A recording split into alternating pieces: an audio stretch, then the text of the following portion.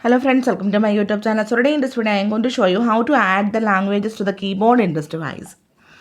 Simply go to settings, scroll to bottom. Here you can see the option general management. Tap on this one. Now tap on the option Samsung keyboard settings. Tap on language and type. Now you can there is only one language is added to this keyboard.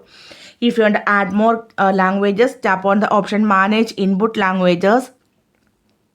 So here you can see lots of languages, and from here you can select your language. Otherwise you can search here also. So here I am going to add the language Hindi, and here I am going to search the language Tamil.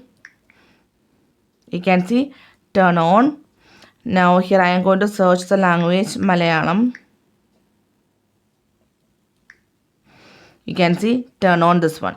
Now go back. You can see successfully I added 3 languages: Hindi, Tamil and Malayalam. Okay. Now let me show you how to use this one. First of all, open the keyboard. Now just swipe right or left. You can see the language is changing. This is English, Hindi, Tamil, Malayalam. Okay. So simply in this way you can add languages to the keyboard in this device. So hope you guys enjoy this video. Thank you for watching. Thank you. Bye-bye.